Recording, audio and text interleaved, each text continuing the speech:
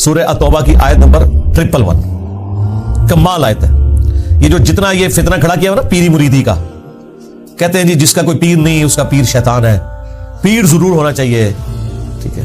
اور جب ہم پوچھیں یہ کہاں لکھا ہوا ہے, وہ کہتے ہیں وہ جی حضرت بایزید بستامی نے فرمایا. بھائی حضرت بایزید بستامی کا قرآن و سنت کے ساتھ کیا لینا دینا؟ دین تو اس شخصیت کے اوپر نازل ہوا ہے جس کی قبر مدینے میں ہے صلی اللہ علیہ وآلہ وسلم. وہ کہتے ہیں دیکھیں اللہ کے نبی پیر تھے صحابہ کرام کے, اور صحابہ کرام ان کے مریدین تھے. اچھا جی آگے چلیں, کہتے ہیں دیکھیں خلفائے راشدین بھی تو صحابہ کرام کے پیر تھے, حالانکہ اس بیعت کا پیری مریدی کی بیعت سے کوئی لینا دینا نہیں. نبی علیہ السلام نے جو بیعت لی صحابہ کرام سے, ایک تو ایمان کے لیے, پلس وہ اللہ تعالیٰ کے ریپریزنٹیٹو تھے آن دا فیس آف ارتھ, اور ان سے اختلاف نہیں ہو سکتا تھا. اور اس کی اصل وہ سورۃ النساء کی آیت نمبر 59 ہے, یا ایھا الذین آمنوا اطیعوا اللہ واطیعوا الرسول, اے اہل ایمان اطاعت کرو اللہ کی اور اطاعت کرو اس کے رسول کی, واولی الامر منکم, اور اپنے حکمران کی بھی. اچھا حکمران کے ساتھ اللہ تعالیٰ نے اطیعوا کا لفظ نہیں استعمال کیا, فرق رکھا کہ ایبسولوٹ اطاعت اللہ اور اس کے رسول کی ہے عز وجل صلی اللہ علیہ وآلہ وسلم, باقی جس کی بھی اطاعت ہے وہ اس دائرے کے اندر ہے, واولی الامر منکم, اور اپنے حکمران کی بھی. لیکن ساتھ ہی فرما دیا اسی آیت میں فَإِن تَنَازَعْتُمْ فِي شَيْءٍ فَرُدُّوهُ إِلَى اللَّهِ وَالرَّسُولِ, اگر تمہارا جھگڑا ہو جائے اپنے حکمران کے ساتھ تو معاملہ تم نے پلٹانا ہے اللہ اور اس کے رسول کی طرف عز وجل صلی اللہ علیہ وآلہ وسلم. حکمران سے بھی آپ اختلاف کر سکتے ہیں اور معاملہ پلٹانا ہے اللہ اور اس کے محبوب صلی اللہ علیہ وآلہ وسلم کی طرف. إِن كُنتُمْ تُؤْمِنُونَ بِاللَّهِ وَالْيَوْمِ الْآخِرِ, اگر تم اللہ اور یوم آخرت کے اوپر ایمان رکھتے ہو پھر ہی تمہارا یہ ایٹیٹیوڈ ہوگا, اور اسی میں تمہاری خیریت ہونے والی ہے, اسی کا انجام بہتر ہونے والا ہے. یہ سورۃ النساء آیت نمبر 59 میں اللہ تعالیٰ نے واضح فرما دیا. اسی کے تحت ہم کہتے ہیں کہ حکمران وقت کی بھی بیعت ایبسولوٹ نہیں ہے, قرآن و سنت کے دائرے کے اندر. پیری مریدی کی بیعت کا تو اس سے کوئی لینا دینا ہی نہیں تھا, یہ تو پیرلل میں انہوں نے سسٹم کھڑا کیا. اور اگر آپ من و ان وہ احادیث جو بیعت خلافت سے متعلق ہے ان کو پیری مریدی کے اوپر اپلائی کریں گے اجتہاد کے طور پر, پھر سرکار بڑا خطرناک رزلٹ نکلے گا, بلکہ خطرے ناک نکلے گا, خطرناک سے بھی اگلا ورژن. کیونکہ اس میں تو واضح موجود ہے, بخاری مسلم میں حدیث ہے کہ جو خلیفہ وقت کی بیعت کے بغیر مرا یا وقت کے امام کو پہچانے بغیر مرا وہ جاہلیت کی موت مرا. مسلم شریف میں حدیث ہے جب ایک خلیفہ کی بیعت ہو جائے تو جو کوئی بھی بیعت کے لیے کھڑا ہو اسے قتل کر دو. اسی پہ میں نے عرض کیا تھا کہ اگر یہ قانون مان لیا جائے پھر تو دنیا کے سارے پیر قتل ہو جائیں گے, کوئی ایک پیر آپ کو باقی رکھنا پڑے گا. تو آپ فیصلہ کریں پھر کہ کیا کرنا ہے آپ نے. اگر آپ پیری مریدی کے لیے وہ والی احادیث کا سہارا لیتے ہیں تو منوان اس کو اپلائی کریں گے نا, وہ تو اپلائی نہیں کر سکتے. یہاں تو ایک گدی کے اوپر 4 بیٹے ہیں تو وہ آپس میں ایک دوسرے کو قتل کر دیتے ہیں گدی سنبھالنے کے لیے, اور باقی جو پیرلل میں اتنی گدیاں چل رہی ہوتی ہیں جو کبائی کے اڈے ہوتے ہیں ان کا کوئی دین سے لینا دینا نہیں. اس کے لیے قرآن سے دلیل پیش کرنا, جی قرآن میں بھی بیعت کا ذکر ہے, احادیث میں بھی بیعت کا ذکر ہے, کتنا بڑا ظلم ہے. قرآن و سنت میں تو لینا دینا نہیں اس بیعت کا. اور وہ بھی جو بیعت تھی خلفائے راشدین کی وہ بھی کامل الایمان مومنین ہونے کے باوجود, اور ان کے پیچھے اللہ کے نبی بھی کھڑے تھے, علیکم بسنتی و سنت الخلفاء الراشدین المہدیین, تم پر میری سنت میرے خلفائے راشدین کی سنت لازم ہے. اس کے باوجود ادھر بھی لوگ اختلاف کرتے تھے اور وہ اپنا ڈیسیژن واپس لیتے تھے. بخاری مسلم دونوں میں حدیث ہے, حضرت عمر کے دور خلافت میں سیدنا عمر رضی اللہ تعالیٰ عنہ مسجد نبوی میں داخل ہوئے, انہوں نے دیکھا کہ حضرت حسان بن ثابت نعتیہ اشعار سنا رہے ہیں حضرت ابو ہریرہ کو. تو حضرت عمر کھڑے ہوئے صرف ان کو دیکھا, انہوں نے دیکھنے کے انداز سے یہ اندازہ لگا لیا کہ یہ تو ابھی اس سے پہلے کہ کچھ کہیں. حضرت حسان جو کہ شاعر تھے, بڑی نرم طبیعت, ابھی تو آپ کو اگر ہم بتائیں کہ جنگوں میں بھی یہ کبھی بھی تلوار لے کے سامنے نہیں آتے تھے, شاعروں کے مزاج میں ہی نہیں ہوتا کہ وہ لڑائی کر سکیں, بڑے رقیق القلب لوگ ہوتے ہیں, وہ کسی جانور کے اوپر بھی چھری نہیں پھیر سکتے. لیکن یہاں دیکھیں دلیری اتنی, اور کہا ہے عمر اس طرح نہ دیکھ میری طرف, تو اس سے بہتر شخص مسجد میں ہوتا تھا, میں انہیں بھی نعتیہ اشعار سناتا تھا. حضرت عمر نے بھی کچھ بولا بھی نہیں ہے اور یہ بندہ اتنا دلیر ہو گیا شاعر ہونے کے باوجود.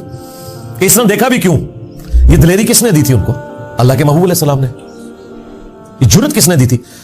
آگے سے حضرت عمر نے اپنی عزت بچانے کے لیے یہ بھی نہیں کہا کہ میں ابھی پہ تکتا سا نا, ہو سکتا تھا نا بندہ دیکھے امیر المومنین کی سریام اس طریقے سے ایک بندہ للکارا ہے, اس طرح دیکھ میرے حل سرکار یہ کون سنتا ہے. آج کوئی ایک محلے کا کونسلر کی بات سننے کے لیے تیار نہیں ہے, اور جس کے سامنے پرشین امپائر ڈھیر ہو چکی, رومن امپائر اسے جزیہ دے رہی ہے, اور وہ حضرت عمر تو اپنے آخری خطبات میں کہتے تھے کہ یا اللہ عرش پہ تو ہے اور دنیا پہ میں ہوں.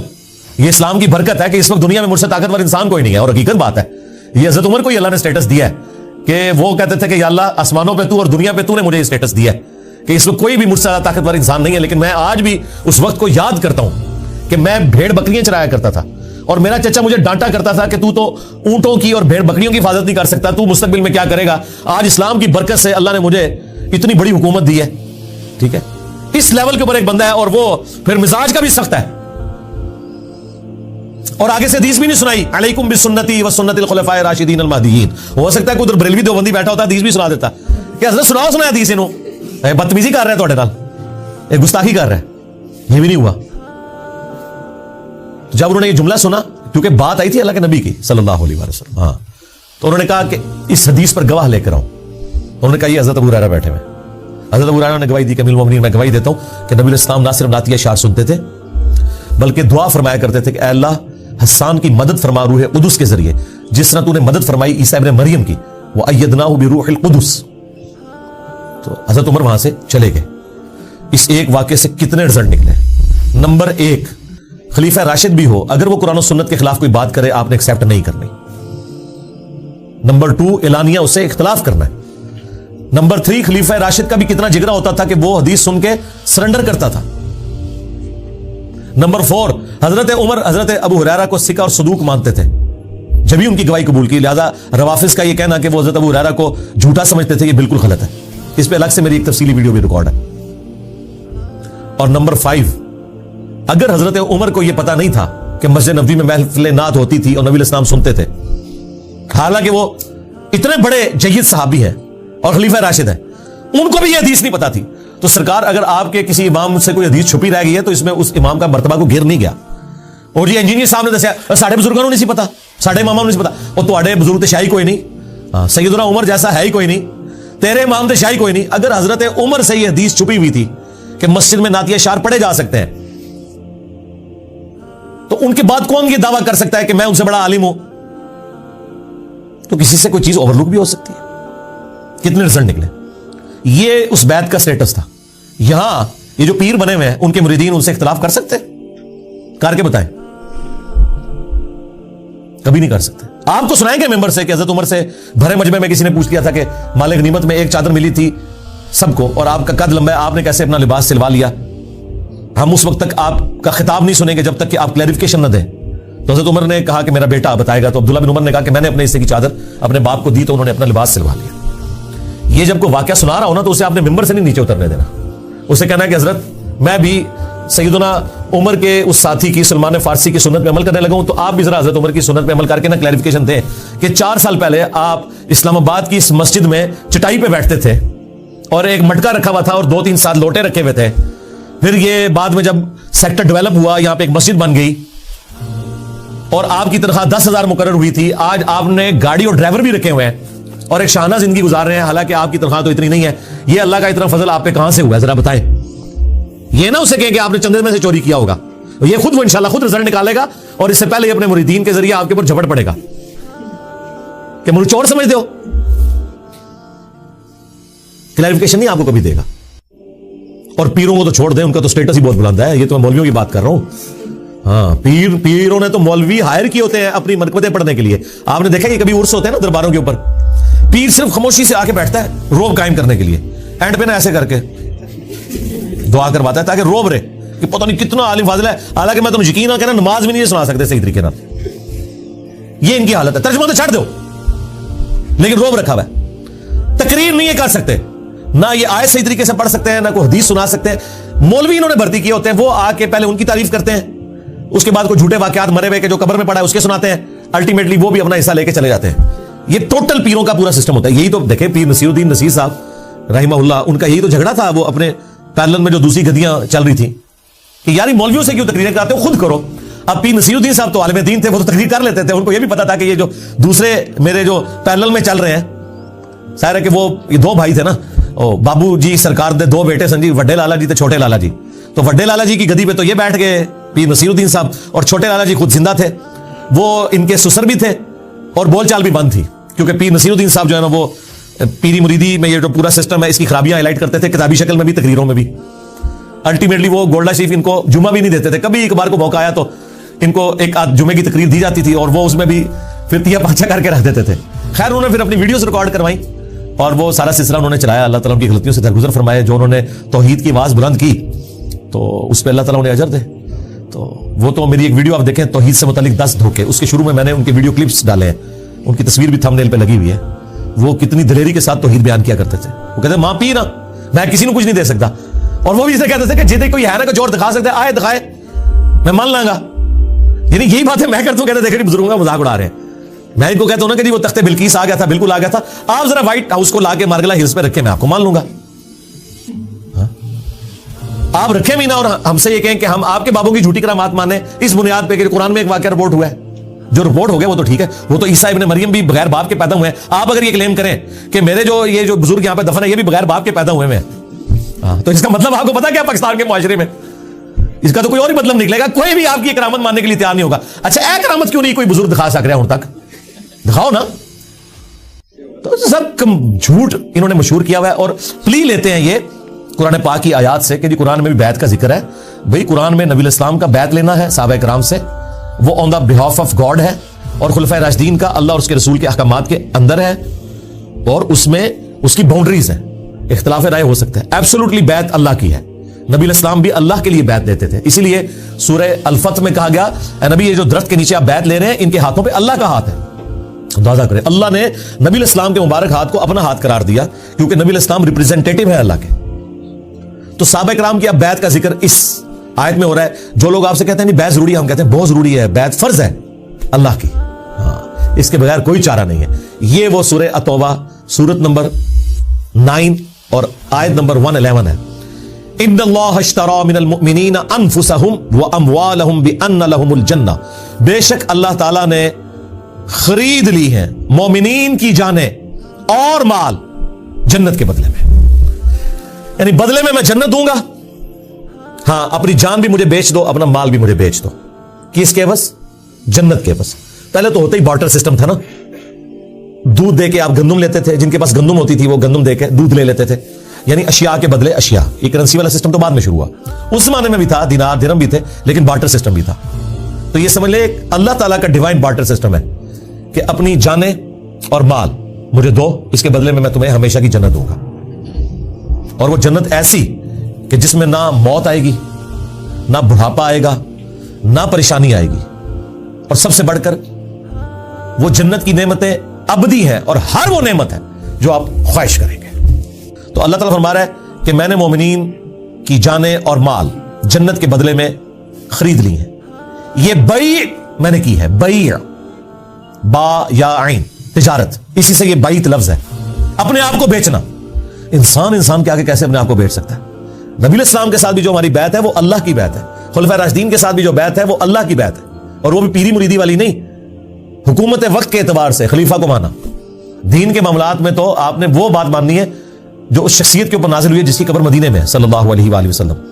تو اللہ تعالیٰ فرما رہا ہے بے شک اللہ تعالیٰ نے مومنین کی جانیں اور مال خرید لیے ہیں جنت کے بدلے میں.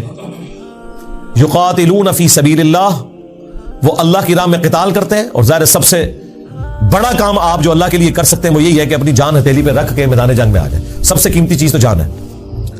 فَيَقْتُلُونَ وَيُقْتَلُونَ, بس وہ اللہ کے حکم سے قتل بھی کرتے ہیں اللہ کے دشمنوں کو, اور خود بھی قتل ہو جاتے ہیں. ہمیشہ تو نہیں ہونا کہ آپ نے زندہ بچنا ہے. اور دیکھیں یہاں پہ انسانیت کا قتل ہو رہا ہے لیکن اللہ کے حکم سے ہو رہا ہے, اور اللہ تعالیٰ سے فخریہ بیان فرما رہا ہے. ویسے تو ایک انسان کا بھی قتل نہ حق پوری انسانیت کا قتل ہے جو سورۃ المائدہ میں آیا. اور اس میں مزے کی بات میں آپ کو بتاؤں, جان جو ہے نا یہ اللہ کی امانت ہے, اللہ کی اجازت کے بغیر آپ کسی کی جان لے نہیں سکتے. اس لیے دیکھیں جب آپ جانور بھی ذبح کرتے ہیں نا تو اللہ کے نام پہ کرتے ہیں, کیونکہ اس کے اندر بھی جان موجود ہے, اس سے بھی آپ زندگی چھین نہیں سکتے. جب آپ اس سے زندگی چھیننے لگتے ہیں نا تو بسم اللہ اللہ اکبر پڑھتے ہیں کہ یہ اللہ کا حکم تھا, اس کے نام پہ میں تیری جان لے رہا ہوں, ورنہ میں تیری جان نہیں لے سکتا. یہ اس کا حکم ہے کہ تجھے اس نے میرے لیے پیدا کیا کہ میں تجھے کھاؤں, تو میں جب اب تیری جان نکالوں گا تو اس کے نام پر نکالوں گا, کیونکہ مالک جان کا کون ہے؟ اللہ. اس طرح آپ کسی کافر کی بھی جان نہیں لے سکتے, اللہ یہ کہ میدان جنگ میں وہ آپ کے مقابلے پہ آئے تو اس وقت بھی آپ اپنی دشمنی کے لیے نہیں بلکہ اللہ کی خاطر. جو سیدنا علی کا واقعہ ہے کہ جب وہ کافر کے سینے پہ چڑھ گئے تھے, اس نے تھوک دیا تو وہ اتر گئے, ان کا بھائی اب میرا غصہ اس میں شامل ہو گیا, بس وہ اسی چیز سے امپریس ہو کے مسلمان ہو گیا. دیکھیں جی جہنم کے دہانے میں پہنچا ہوا بندہ, آخری ٹائم پہ اللہ نے اس کے لیے جنت کر دی. یہ ہے اللہ تعالیٰ کی ڈیسٹنی اور تقدیر. سبحان اللہ. تو اللہ تعالیٰ فرما رہے ہیں کہ اہل ایمان اللہ کی راہ میں قتال کرتے ہیں اور کافروں کو قتل بھی کرتے ہیں جہاں ضرورت ہے میدان جنگ میں، اور خود بھی قتل ہوتے ہیں. وعدن علیہ حقا فی التوراۃ والانجیل والقرآن، اور یہ وہ وعدہ ہے جو اللہ تعالیٰ نے سچا وعدہ کیا تھا پختہ تورات میں بھی، یعنی اولڈ ٹیسٹمنٹ میں، انجیل نیو ٹیسٹمنٹ میں، اور قرآن میں بھی. یعنی تینوں کتابوں کے اندر وہی بات ہے کہ دنیا کی زندگی مجھے دو، آخرت کی ہمیشہ کی زندگی لے لو. اور یہی ایک یونیورسل ٹروتھ ہے جی. ہاں، جو اللہ تعالیٰ نے سورۃ الاعلیٰ کے اینڈ پہ بھی فرمایا نا، قد افلح من تزکا وذکر اسم ربہ فصلی بل تؤثرون الحیاۃ الدنیا والآخرۃ خیر وابقی. تمہارا اصل مرض یہ ہے کہ تم دنیا کی زندگی کو ترجیح دیتے ہو جبکہ آخرت بہتر بھی ہے اور ہمیشہ رہنے والی. ان ھذا لفی الصحف الاولی، یہی ایک یونیورسل ٹروتھ، یہی ایک کانٹے کی بات تھی جو اگلے سارے صحیفوں میں تھی. صحف ابراہیم و موسیٰ، چاہے وہ ابراہیم علیہ السلام کے آسمانی صحائف ہوں چاہے موسیٰ علیہ السلام کے، ایک ہی کانٹے کی بات تھی. یہاں پہ بھی آ گیا کہ یہ اللہ کا وعدہ ہے کہ جو اپنی جان اور مال اللہ کے لیے خرچ کرے گا اللہ اسے جنت دے گا. یہ اللہ تعالیٰ نے بیعت کی ہوئی ہے مومنین کے ساتھ. وَمَنْ أَوْفَى بِعَهْدِهِ مِنَ اللَّهِ، اللہ اکبر. اور کون زیادہ پورا کرنے والا ہے اپنے وعدے کو اللہ سے بڑھ کر. یعنی اللہ تو ہمارا یہ جو میرا وعدہ ہے نا، تو میں تو وعدہ وفا کروں گا، مجھ سے زیادہ سچا کون ہو سکتا ہے. دنیا میں یہ ہو جاتا ہے کہ آپ کبھی محنت بھی کرتے ہیں نا، رزلٹ آپ کے خلاف آتا ہے کیونکہ اللہ کو کچھ اور منظور ہوتا ہے. اس وجہ سے بعض اوقات انسان کو یہ وسوسہ آ سکتا ہے کہ یار میں دنیا میں محنت کروں اور اس دا اینڈ میں بھی میرے ساتھ بیڈ لک ہو جائے. آخرت میں بیڈ لک نہیں ہوگی، بیڈ لک کا تعلق صرف دنیا کے ساتھ ہے. آخرت میں اسی لیے اللہ تعالیٰ بار بار کہتا ہے کہ میں وعدہ خلافی نہیں کروں گا. وعدہ خلافی یہاں بھی نہیں اس نے کی، اس نے پہلے ہی بتا دیا ہے وَلَنَبْلُوَنَّكُمْ بِشَيْءٍ مِّنَ الْخَوْفِ وَالْجُوعِ وَنَقْصٍ مِّنَ الْأَمْوَالِ وَالْأَنفُسِ وَالثَّمَرَاتِ. میں ضرور آزماؤں گا بھوک کے ذریعے، خوف کے ذریعے، جان اور مال میں نقص کے ذریعے. لیکن آخرت کی زندگی میں کوئی آزمائش نہیں ہے. دنیا میں جس نے وقت کے پیغمبر کو پہچانا، اس کی پیروی کی، تو آخرت میں کوئی بیڈ لک نہیں اس کے لیے، گڈ لک ہی ہے. اور وہی اللہ تعالیٰ کہتا ہے کہ اللہ سے بڑھ کر کون اپنے وعدے کو وفا کرنے والا ہوگا. فَاسْتَبْشِرُوا بِبَيْعِكُمُ الَّذِي بَايَعْتُمْ بِهِ، بس خوشیاں مناؤ اس بیعت کے اوپر جو تم نے اللہ کے ساتھ کی ہے. یہ دیکھیں یہ بیعت کا لفظ آ گیا، جو میں نے کہا تھا نا بیعت کس سے ہے؟ اللہ سے. اور اللہ کہہ رہا ہے یہ وہ بیعت ہے جس پہ خوشیاں مناؤ. یہاں لوگ خوش ہوتے ہیں کہ میں نے پیر کے ہاتھوں میں ہاتھ دے دیا اور وہ کہہ رہے ہیں کہ میں اس وقت تک جنت میں نہیں جاؤں گا جب تک کہ لے نہ جاؤں ساتھ. تو آپ سے پہلے جنت ہی جا کے دس، اتنا آسان ہے جنت کمانا. تو جنت میں وہ لوگ جائیں گے جنہوں نے نبی علیہ السلام کو اپنا امام مانا ہے. اللہ تعالیٰ تو قرآن میں واضح فرما رہا ہے کہ اس بیعت کے اوپر خوشیاں مناؤ جو تم نے اللہ کے ساتھ کی ہے. وَذَلِكَ هُوَ الْفَوْزُ الْعَظِيمُ، اور یہ ہے اصل میں بڑی کامیابی، یہ ہے وہ کامیابی جو بڑی کامیابی ہے. اللہم اجعلنا منہم، آمین.